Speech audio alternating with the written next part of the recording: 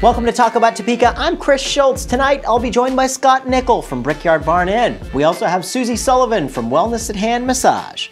This episode is sponsored by the WIBW channels and Bluegrass and Apple Jam, an original production showing this April at the Break Room's Gourmet Cabaret Dinner Theater. So sit back, relax. I know I have after that massage, and it all starts right now.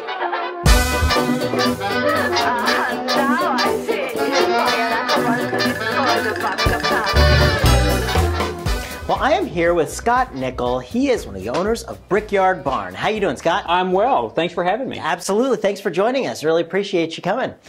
So you guys have Brickyard Barn. We do. How long have you guys been doing that? Almost 15 years. 15 years. I think that's pretty much a pretty awesome achievement there. It's a record out there, yeah. Is it really? Yes. And so what got you into the whole idea of, hey, we want to get into Brickyard Barn? Well, it was like many small businesses, it was a fluke. My wife and I, she's our kitchen manager, my wife Truanna. She and I learned early on that we could exist in a kitchen together. Eventually that led to doing things at our church here in town. And then eventually when I became a teacher in Holton, we started playing and up there, and people knew that, and we got a phone call one night to hire us as caterers for a group of ladies up there that met periodically. And from there, we made the right contacts and converted a one-car garage in Holton to a commercial kitchen. And then that led to a newspaper article here in town, and then that led to the previous owner at the Brickyard, who was not a cook, and she hired caterers and chefs to come in and do that for her. And that's how we got to know her. And then when she decided that she was bored with the place after 3 years, we found a foolish banker to buy the building for us, and that's what led us to that. So it was not something that we set out to do. It wasn't, hey, one day I'm going to do this. It just happened, and here you are. Right, that's right. That's pretty cool. So, so tell us a little bit about the things that you do actually out at the Brickyard Barn. We have an 85-year-old dairy barn that was first converted into a home. Then it became a bed and breakfast in '93. We bought it in '98. What do we do out there? We have 3 guest rooms that are decorated with English antiques. Everybody has a bathroom. I typically do the breakfasts in the morning for the guests. On the second floor, we have a large dining room that will seat 60. And so we do rehearsal dinners. We do corporate meetings. We've done a funeral thing up there. We've had preaching up there. We have concealed carry classes going on right now. Cool. And then on the lawn, we have 3.5 acres on the lawn, and we do weddings out there. Weddings and county tax people doing squirt gun fights out there. Yeah. I've wanted to speak with some tax people and have a squirt gun. Yeah, I can imagine. Oh, that's very cool. And you've got quite an outreach of things, not just at Brickyard, but you're actually, you got your catering services going on still. And tell us a little bit about some of the things you're doing. We have the catering, of course, which is kind of nuts during the legislative season, which I'm sure you know. Sure. So we're at the Capitol building all the time. But we do the weddings out and about. We do rehearsal dinners out and about, the corporate meetings, all of those things. We also have the Jayhawk. We have the lease at the Jayhawk Tower, which we have a little coffee shop there that is operated until 2 o'clock in the afternoon. We have a lunch that we do each day, and then there are 2 meeting rooms there. Yeah. Not to mention where we do our lunches, but we do corporate things there. We've had the governor 3 or 4 times just in the last couple of weeks at the Florentine Room at the Jayhawk. So it keeps us busy too. Yeah, very cool, and I love that building. I think it's really great. I think we need to do something with the Jayhawk Theater, that's for sure. Well, that's in operation. We just did. There was a fundraiser that included Marilyn May, who was a torch singer from the 50s. She was there just in January, did a fundraiser, and they are doing. There's an energy there that hasn't been there in quite a few years. I definitely And I agree. think that energy is going to be translated into a reality at some point. I think so too. Yeah. We're seeing a lot of wonderful things just recently on our show. You know, when you look at some of the big projects that people have been working on, you know, thinking about the amount of money, the $7 million or something that they're looking for, it seems like a daunting task. But then I look over at, just previously we had Helping Hands Humane Shelter on, and they just raised like $7 million bucks. Pup, they got the new facility out there. Things can happen, and they are happening. And I think that's really awesome. Oh, it's outstanding. We were there. We helped with their opening night over there, and it's just an outstanding building, isn't it? Oh, it's breathtaking. It really is. I mean, and even the whole Jayhawk Tower, it's that in itself is very cool, and to be able to go down and try the cafe out over there, just to be able, it's the high ceilings, and it feels like a very special place. It really is, and we seem to be drawn. My wife and I seem to be drawn to old places that tend to have ghosts, and so the Jayhawk has its ghost, the Brickyard has its ghost, and those just seem to draw us for some reason. I'm not sure why. They're always nice to you, though. They're good guys. Absolutely, absolutely. So what's on the horizons for you guys? Oh, we are, at some point you need to reinvigorate yourself and reinvent yourself. So what's on the horizon? We're working on a new website right now that I can learn how to blog like you know how to. Cool. Yeah, absolutely. If I can blog, then that means that I can interact with people a little better I love food. I love to do food. I love to read about food. I love to share food. And so a website that I can talk about food and things that fascinate me with respect to that's a very close thing. Very cool. We're gonna start doing some things at the Jayhawk and at the Brickyard, just some mixers, just to kind of reinvigorate ourselves and have some fun with people. And we're going to be doing some wine tastings this year, and just a bunch of things like that. Just some Very fun good. stuff. Yeah. And how can people keep in touch with you guys? They can hit the Brickyard Barn Inn website right now, and if they want some specifics, they can always email me through my website that exists right now. Okay. Very soon we'll have a Jayhawk website, and like I said, a blog one of these days. That's really close on my radar screen right now. Very good. Very good. Well, and I know I've been to so many functions where you guys have catered, weddings, and just you name it. And I think every time I've always really loved what I got. So you guys are doing some wonderful work from my perspective anyhow. Well, I appreciate that. I really do. We try to have fun. We try to have fun. We try to stretch the culinary habits of Topeka just a little bit. Yeah. You can't make it pop, but you can stretch it just a little bit. I definitely agree. Yeah. Absolutely. And it's a chore. Oh, my goodness. I'm glad that there are people in that fight. That's right. That's right. That's what we're here for. That's right. That's right. Well, Scott, hey, I thank you so much for coming by today, and I can't let you leave until we do the notorious lightning round. Understood. Understood. Here we go. All right. We're going to put 60 seconds on that clock and see what you got to say. All right. Let's do it. What's the first thing you'd buy if you won the big lottery? A nicer vehicle for my wife. Very nice. Very nice. And what's your favorite season in Topeka? I like the fall. I'm a big fall kind of guy. All right. And what's your favorite color? I'm a big red guy. Okay. All right. Do you prefer Facebook or Twitter? Facebook. All right. If you took a weekend if you took a weekend staycation in Topeka, what would you do? I would go take a guided tour of the Capitol building, and then I would probably take a cot to Hazel Hill. Oh, very good, very good. And if Hollywood was going to make a movie about your life, who would you like to play your part? I would say Jim Carrey. All right. If your house was on fire and your family and pets were safe, what's the first thing you would grab on your way out? Oh. It's a toughie. That's a tough one. I'd have to say some of my cookbooks. All right, the cookbooks. The cookbooks. Our time's up, but what's your favorite television show to watch every Tuesday night at 9:30 on my TV? Talk about Topeka. Hey, there we go. Yeah, good show. Scott, thank you so much. My I appreciate pleasure. you coming. And come back and we'll talk again sometime. I'd be honored. All right, great.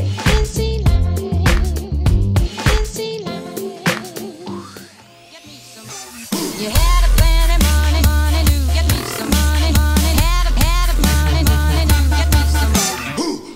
Well, I'm here with Suzie Sullivan. She is a massage therapist with Wellness at Hand Massage Therapy. How are you doing? I am great, Chris. How are you? Great. In our fast-paced lifestyles, it's very important that we take a little time and just relax a little bit. And then the best way I think you can do that is with a delightful massage.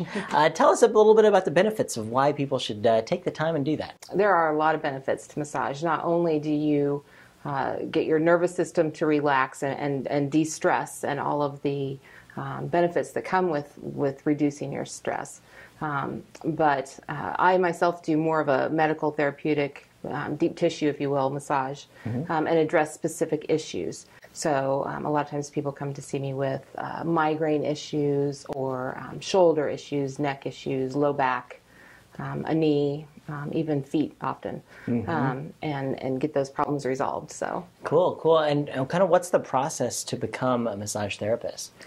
well, that's actually kind of a hot topic right now in this area in the state of Kansas. It is going before the legislature to regulate massage therapy. Kansas is one of 9 states that does not do that yet. Oh, wow. And so it's looking like we might get kind of lumped in with the Board of Nursing. So that's a possibility. But because it's not regulated, you could call yourself a massage therapist. So we need some good informed consumers. Sure, absolutely. Put that About where to responsibility. go. So it's important for people to know that they're going to what's the process for someone to become a licensed therapist? Well, that's yet to be seen, what the state is going to do with the regulatory board, what that process will be. But a lot of therapists are nationally certified, and there's national boards, and those kind of trump each state's, so that you can work pretty much anywhere. Cool. And what kind of massage? I mean, you hear about like Swedish and deep tissue, and like what kind of massages are out there? Oh, there's over 40 different modalities of massage, so way too many to list. When you're nationally certified, you're certified in all types of body work, Chinese medicine, body work, on to Swedish, the spa techniques, that kind of thing. The more medical techniques. There's always continuing education, which is very important, and ask your therapist if they are continuing their education and what modalities they're learning or refining. Sure. That's very important. Well, and I think one of the things that I never really understood, but like I think it works, is reflexology. Have you dealt with that very much? I have. It's funny. I do that with each of my clients. I tell people I don't personally believe in it, but then I go ahead and do it. It's interesting stuff. I mean, is. and the idea of what's behind it. Yes. Is kind of interesting. It's very interesting, and to be honest, I have found that more often than not, when I find something on somebody's, I don't do hands as much as I do feet, but when I do find something, that correlates with something they are experiencing. And for these guys, tell them what reflexology is. Reflexology is, if you look at the foot and you basically superimpose the body on that foot, there's spots for the head and the sinuses and the arms and all the different organs, the spine, and they correlate then to the body. And when you find little crystals or blockages is what they're called, then you can work those out. And oftentimes when you find those, the person is having trouble in that area. It's like when you have like a bad headache or something, like rub your this part here. Well, like yes. even to like parts of your foot can actually, if you rub parts of your foot, it can actually help alleviate your headache. Yes. Which, when I get a bad headache, I'm willing to try anything. I mean, Yes. So I don't know if it's just my need for wanting it to happen or wanting it to be better or what, but Yes. I know this is pretty Well, and cool the stuff. spots like you were talking about on your hand, that's more of an acupressure, which is the same as acupuncture, just not using needles. It's non-invasive. So there's that too. Interesting, very interesting. So tell us a little bit about, like if someone wants to make an appointment with you, what they need to do. If you were going to make an appointment with me, I see clients by appointment only, and my number is 785-817-6030. And We'll put that on the screen. Okay. Yeah, okay. And I do book out, probably a couple weeks in advance. Okay. You would just call and we would have a discussion on the phone, and I would see if I was probably the person to help you or not. Sure. Because not all therapists meet all the requirements for that client. Sure, you may want a different type of massage that maybe I don't feel comfortable doing. Sure. I don't do like the energy healings, and I do more of the medical side of it. Yeah. But I can always refer you on. Yeah. So. Absolutely. And so tell us a little bit about like the other folks, like the whole massage community around town, where does that begin and end at? Oh my goodness, we are very lucky in Topeka to have such a wide variety of different therapists. Everybody from, and I don't want to, when I talked about education, I don't want to discount the lay therapists, the ones Sure. that have learned, done an apprenticeship or have years of experience, because they are magnificent as well. Sure. I think, and that's where some of the conflict with the regulatory committee is going to come in, Well, it's is kind with of, those it's folks. kind of an intimate kind of thing where it's like you have to really trust someone is going to be helping you, and I think you do have to kind of build, a therapist and a patient have to kind of build a You do. relationship there to be able to do that. You do, and we really need informed consumers, and that's not just with massage therapists. That's in the world we live in. We need to be informed consumers. That's very true, just about with everything. Yes, yes. And I worry that with the regulatory board that people are going to take that responsibility off of themselves and just think that, well, if they're operating, they must be all right because we have this regulatory board, and that's not true. And if, from speaking of the regulator, is this on the session for this year? It is. It is. They're discussing it now. And so, we always talk a little bit about nerdy legislative things on the show every love once in a that. while. But, tell us about how you think that might affect, massage therapy. Well, I think that's yet to be seen. It's very interesting, and it's a little bit more complex than I think most people realize. I think most people think massage therapists, you just go in and you rub some muscles and you're good, and you see the people set up at the mall and just pounding on people, and it's so much more than that. It really, really is. Yeah. I was at St. Francis for many years and started an integrative medicine department there. And we brought alternative therapies into a traditional setting. So did massage with strokes and labor and delivery patients that were on bed rest, taught labor massage, all kinds of different things. I mean, it's just there's such a broad spectrum. It's just really yet to be seen how that will affect all of that. So Would there be cosmetology is regulated as a Yes. thing, so would it be maybe they would have inspectors or just having a piece of paper as a license, or it's kind of, they're going to have to work all of that Yeah, out once they yeah. decide if they're going to do it or not do it. yeah. It's good and bad. It's good and There's bad. there's as yin with and yang anything. to this. So we'll see what happens. We don't know which side of the fence to be on this, No. but change is going to happen no matter Yes. what. So Yes. yeah, I don't know. So folks, just unwind a little bit and go take a massage. Suzie Sullivan will take care of you here. Give her a call. What's your number again? It's 785-817-6030. Right on the screen right Yay, there. thank So you. if you got a lot of tension like me, I'm really close to the legislature, so there's a lot of tension around here all I the think time, it just so. flows. Or if you are a legislator and you need a massage, call Suzie Sullivan. I'm sure you could take care of anybody. I so. see such a wide variety of clients. So, Very good, very yes. good. Well, thank you, Suzie, so much for Thank coming on the you. show. I can't let you leave until we do the notorious lightning round. though. Okay. Here we go. I've got a bunch of fun, interesting questions here, and we're going to see where we go with these. Okay. In 1 minute here, 60 seconds on the clock, and go. If your house was on fire and your family and pets were safe, what's the first thing you'd grab on your way out? Oh my goodness, my family pictures and genealogy. Very good, very good. And summer's just around the corner. Do you prefer to be on the boat or in the water? Can I do both? Why not? What's the first thing you'd do if you won the big lottery? Oh my goodness. Well, if I won the big lottery, I would pay off bills and then have the biggest party ever. Cool. Lots of friends, lots of family. I'm a good guest at parties. Excellent. if You're need- invited. Or if you need somebody to carry your bags in France, I'll show you where to Okay. get lattes. So Okay. It's a deal. Okay, It's cool. a deal.